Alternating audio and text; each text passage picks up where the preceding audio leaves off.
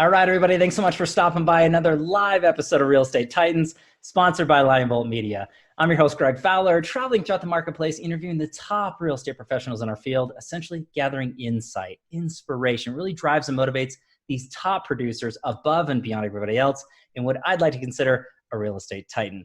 Now, our very special guest and feature titan for today, all the way from beautiful Charlotte, North Carolina, none other than Stephen Cooley. Stephen, it's an honor and it's a pleasure. I cannot wait. Thank you so Greg, much. I watch your shows, and I'm so excited to finally be a guest on one of them. So we're going to have a great time today. It's 4 o'clock on the East Coast on a Friday, so we're raring to go.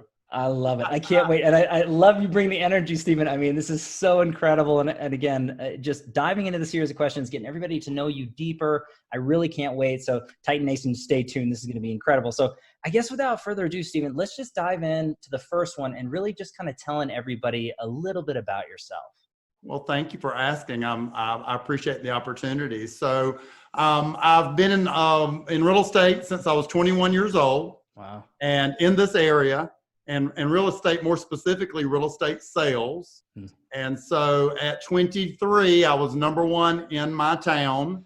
And so throughout my 20s, my 30s, my 40s, and now at 53 years old, wow, I'm still number one in my area. And we've grown from, I think that first year, it put me, or that second year, it put me number one at maybe 50, 60 properties. We'll do 1,000 sales this year.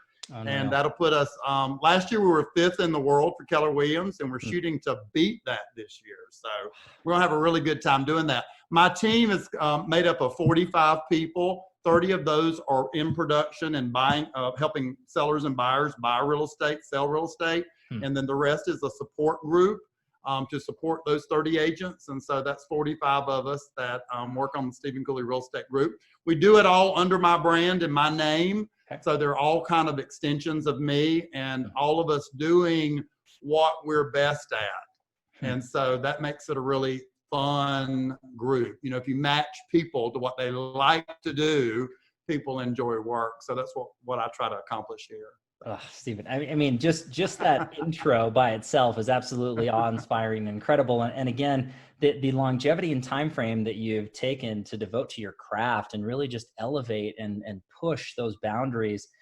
What an incredible bar that you're setting and continue to set. And it's fascinating to me. And I know that everybody's watching and listening. They're curious. And this kind of goes into that first question too. Why real estate in the first place? You're back in your 20s. Why? What was your spark to get involved in the industry? And then again, to lead you to where you are to today? Yeah, and that's such a great question. And I contemplate that question more now than I did when I was 21, when I made that decision. I tell you, I barely can remember being 21. Wow. But I knew that from working in restaurants through middle school and high school and college, I was always the best worker and the hardest worker. And the owner of the restaurant, manager of the restaurant would come and tell me that you're the best we've got. And so I knew just from that I should be in a career that paid me based on my work ethic. Wow. And really, truly, if you look at that, there's very few careers where you don't have to be a business owner. I'm, of course, a business owner today, but that you don't have to be a business owner, but you can be in a commission-only, unlimited career. The other thing that I realized at that age was, you know, a friend of mine today sells x-ray machines. So he's got about 5 clients per big city. Every single American needs shelter. And in America, we buy homes. Right. And so anyone over the age of 18 is a potential client. Every car passing you on the road is a potential client. Every person you work out with and go to church with and hang out with is a current, future, past client now today after 31 years. So I knew those two things at 21, that based on my work ethic, I needed unlimited income, and that real estate allowed me to do that without opening a business. And 2 is that it's a product that everybody needs. And again, beautiful thought process at an extremely young age. And I know that when it comes down to that, Stephen, there's so many real estate professionals that having these conversations, wish I started 10 years ago, 5 years ago, going through. And I think that if you're really having the passion and you really see some incredible people such as yourself as an example of really sky's the limit and then some, there truly is no limit. It's just really inspiring to see somebody walking the talk, but with a lot of effort. I mean, this didn't and happen Greg, I'm overnight. friends with people that's been in the business 5 or 6 or 10 years, and they've got huge real estate businesses now. So, even though I've been in it 31 years, it only took me 36 months to become number one in my area. So, Right. This opportunity exists today for folks, no matter what their age is. And I employ a 19-year-old that makes over $150,000 a year. Wonderful. Who graduated from high school only. So, and by the way, 150 in the South, it's probably like 300,000 in some cities. So, Right. that success, the youngest agent who works for me, I hired him at 17. So now he's 19 or maybe 20, but the oldest agent who works for me is 79. Wow. And so between 19 and 79, they're 2 of my top 5 agents. Unreal. So it does not discriminate. Right. The success in real estate does not discriminate. Modeling or movies, you may have to be pretty, but Sure. real estate has no boundaries. I can remember going to an awards banquet a few years ago, and someone in a wheelchair won number 1 in their MLS. Wow. And so, this is a business that anyone can succeed in if they do the correct things. And that can be any age or anybody. Wow. I love that. And again, true somebody from the profession who's actually been there and done that and seen so many and trained so many. And Stephen, I want to kind of segue into this next part, because I think it's really important for everybody to know you a little bit deeper. And again, on the personal, but then also on the professional side. So the next question is the why question. What really drives you, Stephen, and motivates you, gets you excited every day out of bed to do what you do to the level you do it at? What's your why? Well, there's a couple of whys, and if you move through the decades of a career, your why, your basic whys may change, and then your big why never changes. Love right? Love and that. so I've certainly in my 20s wanted to accomplish some materialistic things. Sure. I certainly wanted to, eat at a better restaurant, fly to a better location, and if you're not money motivated, in today's society, it seems like maybe money motivated is a dirty word. But if you're not money motivated, and nothing wrong with not being money motivated. Right. If you're not money motivated, don't be in a commission only job. Well said. And so it shouldn't be the number one thing on your mind, because people who are money motivated only, it will show up in their work habits. When deals fall through, they'll be very angry at everyone. They won't do anything that's money's not attached, and that's certainly not me. But I've always been money motivated. Sure. And money motivation extends to making sure my daughter graduated from college debt-free, making sure my niece graduated from college debt-free, making sure a friend of mine's child graduates from college debt-free. It's I give a portion of I work hard to give money to the charities that I believe in. Wow. And so money motivated doesn't mean you're greedy, and it doesn't mean that you want to accumulate all that money. I certainly have spent most of what I've made over 31 years on different things. And so, but money motivation needs to be there, and not everyone is, and you don't want everyone money motivated. Right. And so I would say that that's always been a why on what, money in America does a lot of things. Sure. And it feeds the hungry. And so I've always been money motivated for 31 years without being greedy and without keeping that money for myself. Sure. And so then it's okay to have small whys. I have a why board, and I put things on the why board and I pull things off the why board. And I had my daughter with a cap and gown on my why board. And so, I certainly have been motivated by those things. And now my primary motivation, and I'm honored to be able to say this, is to build other people's careers and for them to get to experience the beauty of being in a real estate career and succeeding at it. Greg, failure in our life never feels good. Right. And I certainly follow the belief of fail forward, but also I try to minimize failures. So when I make a mistake, I never remake that mistake. And if you make a mistake and you share that with me, I won't make that mistake. Right. And so to help people build careers, and primarily that's people on my team, but it's also to help people build careers in real estate businesses across the country and hopefully the world. And also maybe, some of my wisdom that helps people in other careers. Wow. My daughter, who's now 27, started building a real estate team in another city in the South. Okay. And she's 27 and she's number 2 in her entire market. Wow. And I don't own her business. I've never seen her office. Interesting. She has her own office. I see her all the time. I just haven't seen her office. Yeah.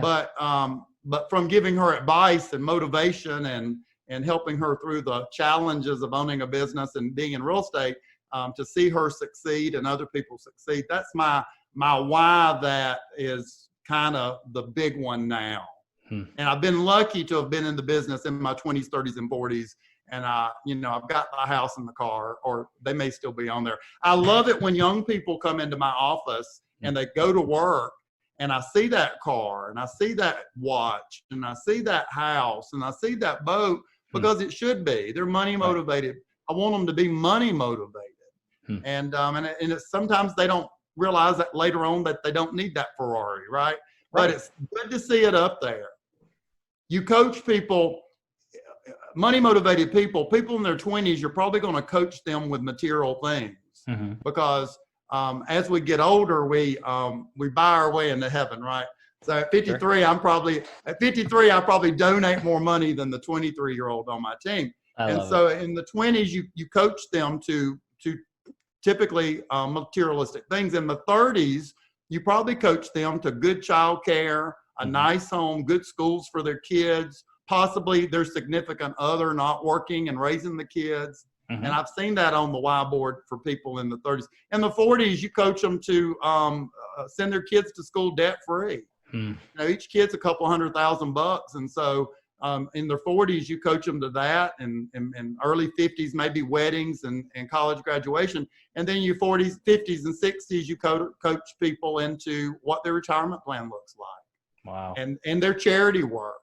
And I've got people in all those age groups. And so when I meet with them, that's the things we talk about. But because I'm 53 and I'm not materialistic motivated, it doesn't mean I can't have a great conversation with the 23-year-old. Right. But I love that, Stephen, because you have so much perspective from so many different walks of life, and everybody is in a different portion of that and a time frame and that driver. But I love you talk about evolution through your life, and you see that through others, and really looking at it from that money motivation.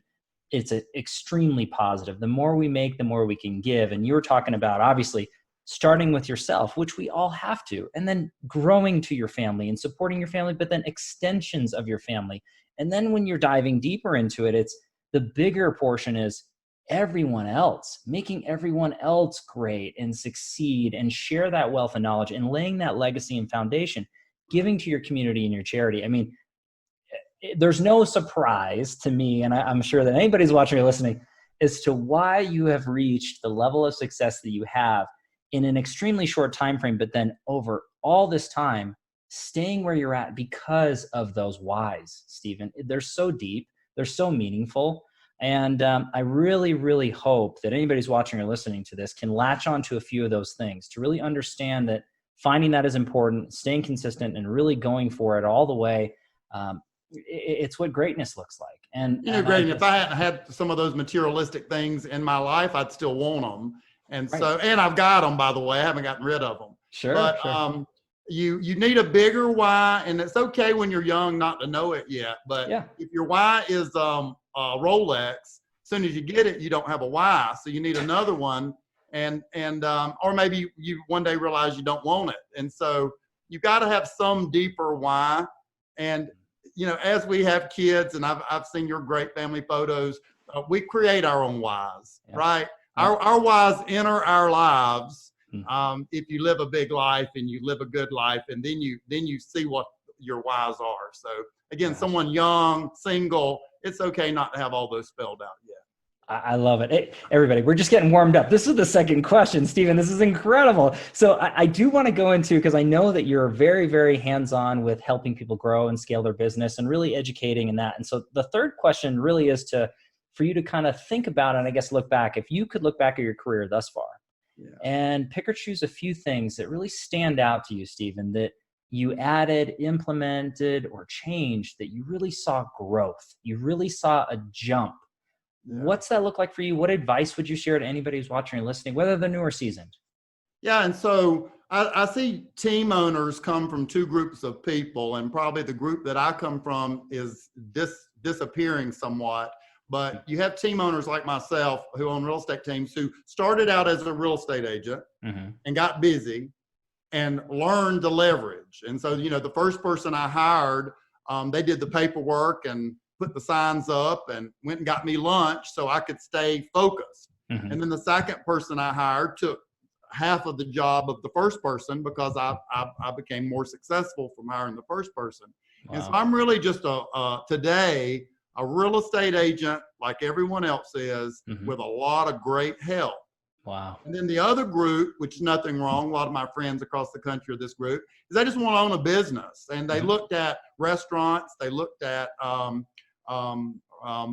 bars and car dealerships and realized that real estate is one of the cheapest businesses to own. Interesting. You don't own your inventory, right?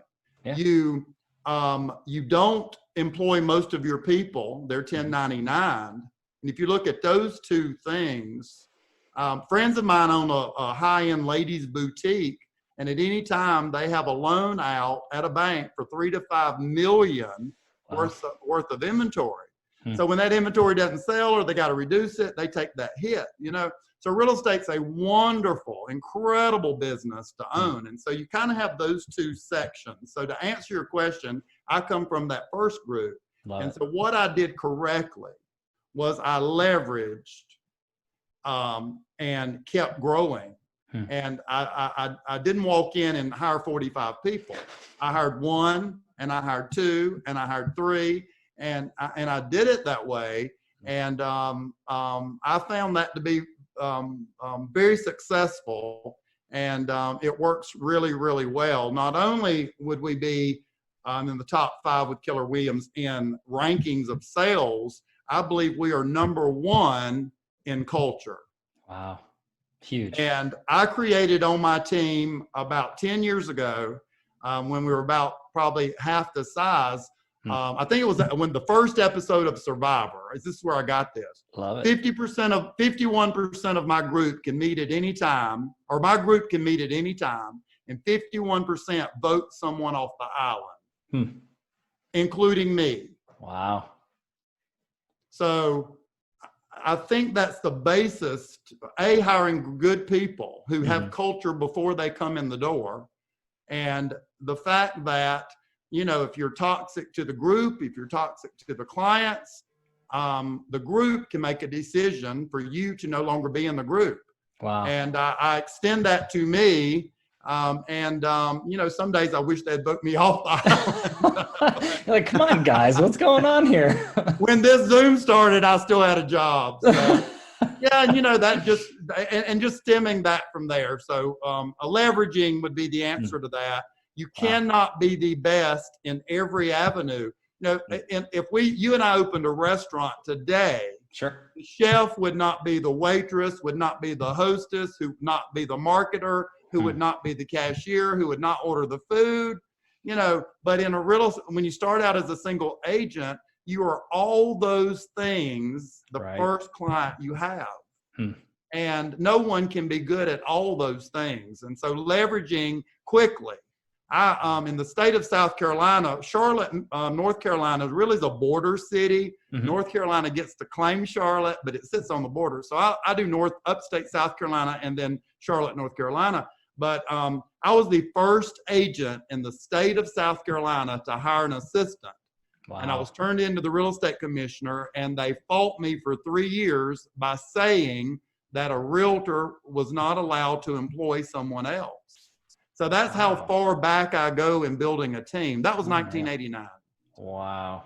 Stephen, that's incredible. So And again, leveraging what you're not good at. And listen, if you're a single agent out there, you might just need to leverage at $10 an hour for someone to get the sign in the yard that gets stolen every other day, take the pictures, or type into MLS and that kind of stuff. So you don't need, and let me tell you, I could make the same amount of money if I was the agent with 3 excellent assistants. And so you don't have to have a team of 45 people to have an incredible income. You got to remember, my why is career building. But and in growing 45 people's career, my income has never suffered from that. Wow. But that would be the top, where I'd stop growing it. But everyone's why doesn't need to be growing other people's careers. Right. But that is my why, so we grow. But I could make what I net with 3 good assistants, maybe a showing assistant, but everyone else be doing the behind the scenes stuff. So I don't want anybody watching this think you have to have 45 people to make what I make. Right. And I would agree. And everybody has a different process and goals that they're wanting to hit and direction. And but I love the fact that you had mentioned leveraging. And I think that that's crucially important. I think that over the past several years, people have been using those as buzzwords. So leverage, automate, do these things. But leveraging business is fundamental. And really looking at it, you're right. I love the analogy of that one person in the restaurant is not going to do everything. And a huge leverage over my 31-year career has been technology. I could not make a phone call from the car. Now, everyone think about not being able to email, text, or call from your car. How many messages you would, and no email. No voicemail. The secretary at the real estate company wrote it on a stick on a little message thing and put it in your box. Yeah. You got to think about how I would come back with, once I had a big business at 23, 24, I'd come back with 40, 50 messages. Wow. And so you just look at what technology has done for our industry. It's really, the top producer in my town did about 3 million when I got in '89. This year we will do about 225 million. Unreal. And you're looking at the top producer. Back then, of course, prices have tripled, but sure, we can't take all that credit. But I would say technology probably was the 50% of the leveraging that you walk into the career today and have. I think this is all beautiful. And I know, Stephen, we could have a conversation just on this one question because there's so much knowledge in there and practitioner truly. But anybody wants to connect with Stephen, I'm going to have all the social links. You can follow him on Facebook and Instagram. And again, just connect and really learn from one of the best and brightest. But I do want to segue into a slightly different tone. This is the tricky part. This is the challenge question. So I lead into it with everybody this way, Stephen. We all have challenge, right? It's life. So whether it's personal or professional challenges or struggles, no one's exempt. But I'm a firm believer, not so much what happens, but what we learn and how we respond, and I guess what we can share that really matters. And not to downplay pain or sorrow, but at the end of the day, I really find it's the message behind it. And so if there's a challenge you dealt with, Stephen, that you overcame, you came stronger because of it, what's that look like for you? Wow, that is a challenging question about challenges, right? I try. So, a couple of things I would say about that. Number one, I don't have to ask my doctor how his love life is before surgery. I don't have to ask an airplane pilot how his love life is or his kids are doing before he takes the plane off. But I tell you, you should ask your realtor, how's your love life? How's your kids doing today before they come to work? And, this is my personal life and yours and everyone watching this. Yeah. And while your personal life does this, your career has got to do this. And you can't ride they can't ride that together. And wanting to be successful and wanting to accomplish things in my life, I knew that my business could not ride my personal life. And let me tell you, sitting here today as one of the top realtors in the country, I've suffered through every single personal thing that most of the people.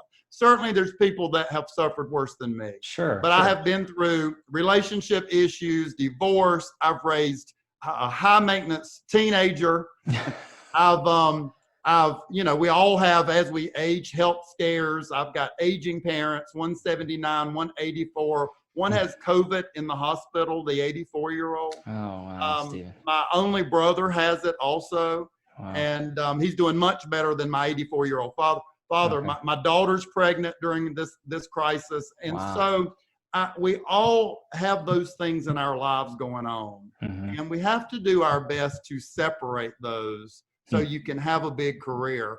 I have lost, well, first of all, I've never released someone from my team for low production. Okay. I have never in 31 years. I've held them more accountable, which has caused them to leave. Sure. But I've had so many people leave at their own decision or my decision based on personal choices and personal life. Wow. And what I've realized that I did not know in my 20s, so hopefully someone will listen to an elder here, is you can't have everything. Mm-hmm. You can't have everything and be good at all of it.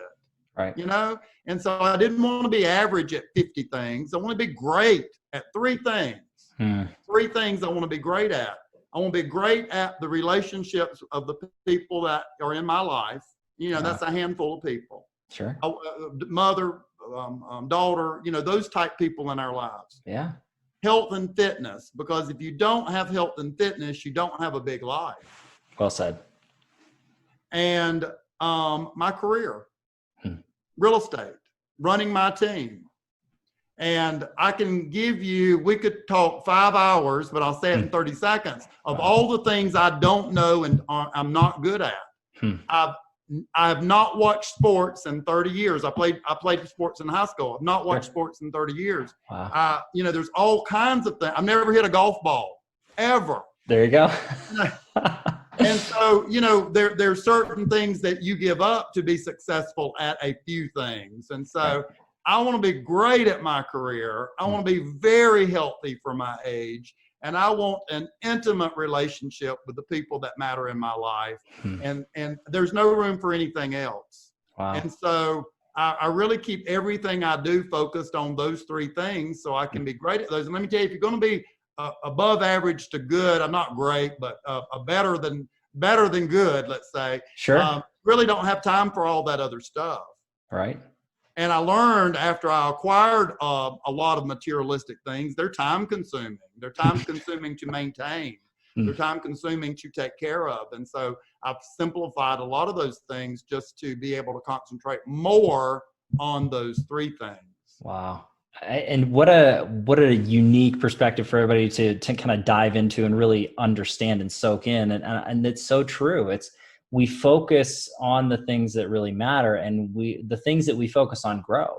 And I love that you mentioned that you really, it's the jack of all trades, master of none sort of scenario. Oh my gosh, it is so true. And let me say one more word about that abused word, leveraging, is you have to leverage your personal life at the same time you leverage your professional life. You know, my billable hours, if I was an attorney, my billable hours run at about $4,000 an hour. Wow. So should I be home cutting my grass?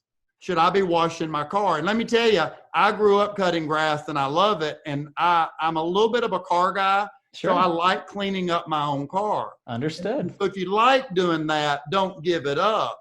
But in your personal life, you have to give up things that don't matter.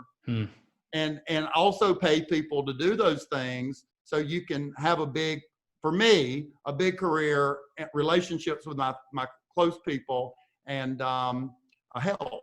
And so, I joke sometimes, if I'd pay someone to sleep at my house, I wouldn't even have to go home, because today I ran by there and cleaning ladies there, the yard crew's there, and the pool guys there all at the same time. Wow. But I certainly make more money being here. Wow. And so leverage your personal life only for the things you don't enjoy. I did give up some things I enjoy at work. Okay. I really enjoy listing homes, and I did have to give that up to grow our business. Okay. But don't give up what you enjoy at home. But all the other stuff, give it up. Let someone else do it. That's absolutely beautiful. And if anybody's watching or listening to this, please pause this, rewind it, listen to it over, take notes. I mean, this is true. To me, Stephen, this is priceless. This information, I wish they taught this when we were young. I wish somebody was there to say these things to people, to really understand the importance of balance and what's going on and how to really build the life you want to build and impact the community in a way that you want to and leave that legacy. I mean, everything you're saying is just, it's mind blowing to people who haven't heard it. Now, this audience in particular, they love this information and they really, really stick to this. And again, coming from someone of such stature such as yourself, Stephen, I mean, this is incredible. It's just absolutely through the moon and back again. I just love this stuff. So I do want to go to a softer question. You did that really gracefully, Stephen, and I love that. And that was so true. No more challenges, please. No, that's over. It's done with. We got through the hard stuff. But this question is actually one of my favorites. And this is not to change anything that you've done in your past, because as we kind of discussed, we all go through struggle, hardships. But again, what we go through makes us who we are and what we become, positive or negative. So if you could travel back in time and you could give your younger self at any age range a piece of advice or two, what would you say to your younger self? Well, I'd like to go back to my Stephen at 25, 30, 35, 40, 45, 50, 50, and give him a hug and say, keep going, keep doing it. You're doing you're going in the right direction, because you don't always know you're going in the right direction, you know? Yeah. And so I would like to go back and pat him on the back and do that. I would say, early on, do your best to know what you want out of your career and your life, and don't let other people sidetrack you. When you prove to be successful and you make money, everyone's interested in you investing or in their businesses or taking time away from what you're doing. And if I could go back, I would even be more focused on those three things and less focused on anything else, because all those other things I may have stuck my toe in, they don't matter today. They had nothing to do with my underlying goals. And I do have to say, I've done a good job focusing on those three. Sure. But anything other than those three, I would like to go back and tell them, don't even move. My dad plowed a field with a mule, and it had blinders on to keep the mule from being distracted. I wish maybe those blinders had been a little thicker. Wow. But that's so compelling to look at that and listen to that information, Stephen, because we can't go back, we can't change, and nor would a lot of us want to, because again, it's who we are. But everybody who's watching or listening, myself included, can apply that today and really focus on those three things and really put up your own blinders in a way for what really matters and try to block that out, right? And I have a personal one too. Yeah. And that would be the person who breaks your heart, you will not remember their name one day. Wow. Okay. There we go. You heard it here, everybody. That's great. Those pains of the heart are greater than losing a leg sometimes. Right. So, and I see a lot of young people. I employ young people, again, from 17 to 79. I see the young people go through that all the time, and they think that was the last person on earth. Wow. It's not the last person on earth who's watching this. Wise words, my friend. Wise words. I love that, Stephen. I mean, again, super, super great information. Again, everybody, please reach out to this man. He's a wealth of knowledge all the way through and through. But Stephen, I have 2 questions left, and we're almost done with everything when it comes down to it. And this next one is actually a crowd pleaser to the audience. They want to learn as the Titans learn, and very specifically into, books you're reading or have read that you really love, podcasts you're listening to, influencers or coaches. How are you feeding your mind? If it's conferences, masterminds, what's going on in there? Well, with my success, I'm able to be in some great masterminds. And so I really, last year I posted that my goal was to read a book a week, which was 52 books. So Wow. luckily, I'm so fortunate. People mailed me a lot of books. Okay. I love that. Some they wrote and some they recommended, and I've got that stack, and I plan to read them. But I find people in my industry that do a better job than me. Wow. And it may not be exactly production, but maybe a better job at a part of our business. And I really consult with them and share with them, and then I try to share that knowledge too. Wow. All the books out there that you can name, I either own or I've read or I've kind of read through them. Right now, during all this, COVID and other, lots of things happening in our society. Right. One thing I've done is I've minimized my exposure to news to 10 minutes a day. Wow. Okay. I've minimized my exposure to most avenues of social media other than things like this. And because it's information overload. When I was young, my dad would go out and get the newspaper, and that told you what happened in the world. Well, now there's, you watch the live video as it happens. And so those things are not great. As we age, my suit tells me when I've gained 5 pounds, right?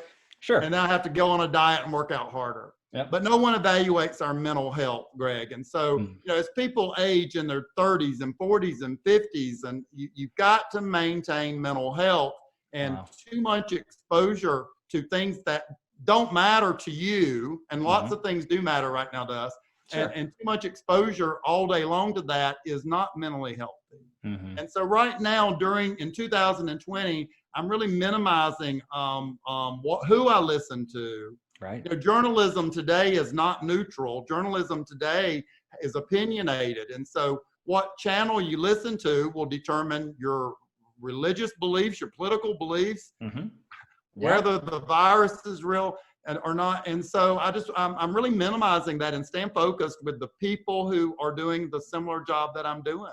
Wow. And there's such great books out there. Your podcasts are amazing. Some of my friends have them. I watch them, and I'm just trying to really protect my mental health and all the information overload that's going on right now. Let's put down our phones for a couple of hours a day, right? Just a couple of hours a day. Don't know where your phone's at. And in this year, that's the best advice I can do with how I'm maintaining my goals and my beliefs and my mental health. Wow, Stephen. I mean, and again, just continued incredible information and messaging from what you're saying here is, I love the fact that you are reaching out to others in your field of levels of success and taking back at a level of humility to say, you know what? We're good. We know what we're doing and we do it better than most. But there's some other people that do this a little different than we do, this a little different, and we could learn from them. And hey, guess what? They could probably learn a little from us. That level of humility and understanding and self-respect is huge. And there's so many people who wouldn't go there.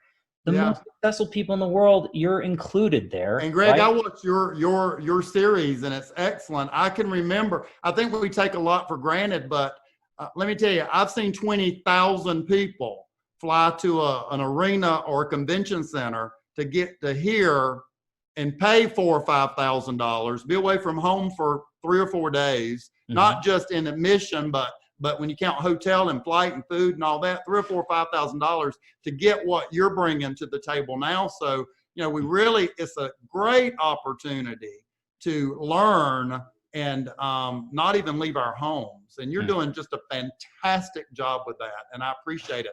I'm honored that you asked me. I'm not sure I qualified to be on the show, but you're the perfect picture. If there was a name in the dictionary, as they say, it'd be right there. But Stephen, no, thank you so much for the kind words. And again, it's just, there's so much wealth and knowledge that's been really gone through in this particular episode. And again, I encourage everybody just to really not just listen or watch this one time, but pick apart what Stephen is saying. There's so much in there. There's so much depth. It's incredible. And to me, it's priceless information. no comparison to anything that you would pay for physically. This is beautiful right here. So, but Stephen, I want to wrap everything up with one final question. All right. This ends up being the quote or mantra that sums you up as a man, as a professional. What's that look like for Stephen Cooley? Well, thank you for asking that, that's a good last question. Let's see. I have in my heart and in my soul the ability to be motivated and content at the same time, and those are those two things together is usually like an angel and the devil. Wow. But unrealistic goals and expectations are as bad for you as no goals and no expectations. And so I work on the same road that I was hired on 31 years ago. Wow. One of my employees has been with me 22 years. You know, I've never had a job as an adult, but this one. I rode with one of my agents on a listing right before we started this. We did the exact same thing everyone's watching does. I went on a listing appointment. It wasn't a $5 million home. It was actually a rental house. And so I've never changed jobs.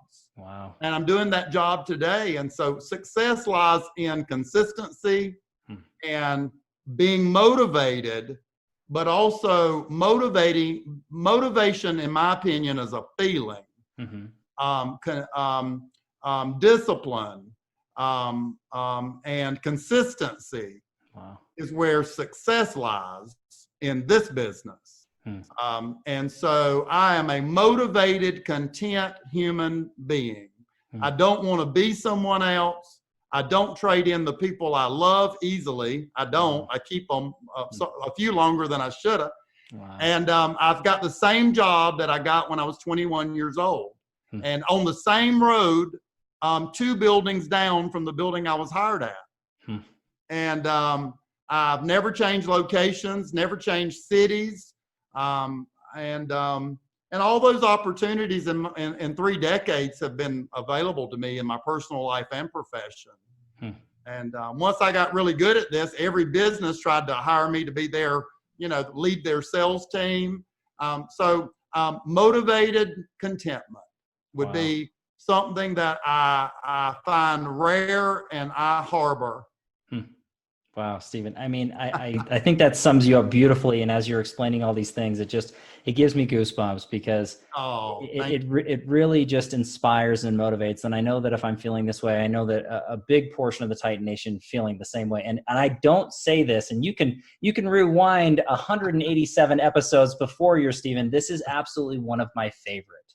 And I say that with very, very deep, meaningful reason behind that. So it's just absolutely incredible, and your information was just right for everybody to hear in any given time frame, whether you're in real estate or you're an entrepreneur. I mean, the takeaways and implementation of consistency and longevity, and really just that heart and really trying to help others, and just that servant's mindset. It's incredible. I mean, I just love that, Stephen. Well, Greg, thank you, and bless you and your business and your family. And to everybody watching, one thing we have to do with everything going on in this world is stay true to who we are and be safe. And everything gets better with time, right? Everything gets better.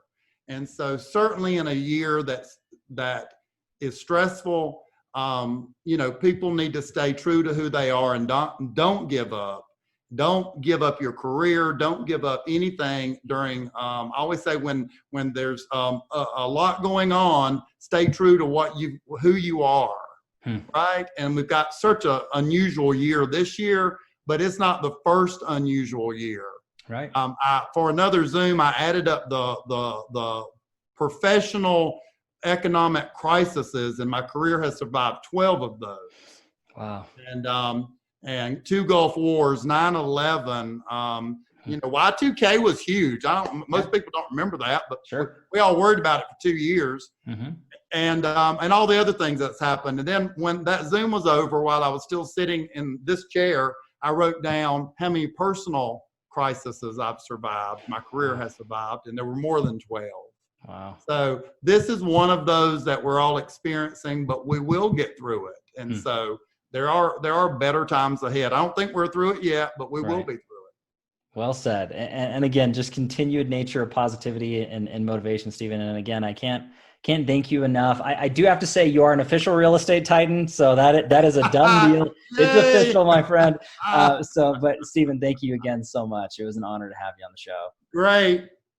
For sure. And everybody out there, thank you as always for your time and attention, your love and support. If you like hear what we're doing with Real Estate Titans, don't forget to like and subscribe. You know what to do at this point. I do have to give our sponsor, Lionbolt Media, a quick shout out. If you are in real estate, you're looking to grow and develop your technical portions. So leveraging and automation and growing with marketing and advertisement for real estate, generating massive amounts of exposure and leads, please take a look at lionboltmedia.com.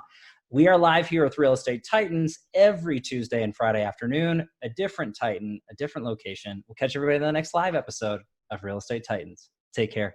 Thanks, Stephen.